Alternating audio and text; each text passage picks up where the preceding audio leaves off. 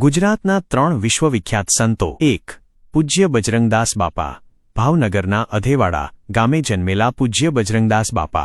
મૂળ નામ ભક્તિરામ. બાળપણથી જ વૈરાગી હતા. તેમણે સીતારામદાસ બાપુ પાસેથી દીક્ષા ગ્રહણ કરી ભજનની શરૂઆત કરી હતી.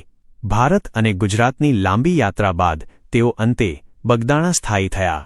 બગદાણામાં સાદગીપૂર્ણ જીવન જીવી ધૂણી ધખાવી તેમણે સીતારામ મંત્રનો જાપ કર્યો અને બગદેશ્વર મહાદેવની સ્થાપના કરી ભક્તિનું પાવનધામ બનાવ્યું, જ્યાં આજે પણ લાખો ભક્તો દર્શનાર્થે પધારે છે. 2. સંત દેવીદાસ બાપુ. સોરઠની ધરતી પર 350 વર્ષ પૂર્વે સંત દેવીદાસ બાપુએ રોગીઓની સેવા માટે સદાવ્રત શરૂ કર્યું હતું. તેઓ અખંડ પરમાત્માના ભજનની સાથે પરબની જગ્યામાં રક્તપિત્તના રોગીઓની સેવા કરતા હતા. બાપુની આ સેવામાં માતા અમરબા જોડાયા અને ત્યારથી સમગ્ર વિશ્વમાં સંત દેવીદાસ અમર દેવીદાસનો જયઘોષ ગુંજતો થયો. આજે પણ પરબની જગ્યામાં લાખો લોકો જ્ઞાતિના ભેદભાવ ભૂલી એક પંક્તે ભોજન પ્રસાદ લે છે. 3.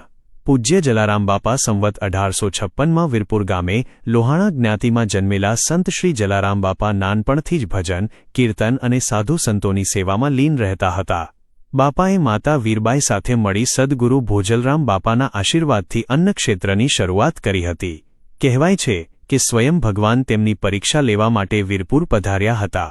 આ પ્રસંગની યાદગીરી રૂપે બાપાનો પ્રસાદીનો ધોકો અને જોડી આજે પણ ભક્તો માટે આસ્થાનું પ્રતીક છે. તમારા પ્રિય સંતનું નામ કોમેન્ટમાં જરૂર જણાવશો.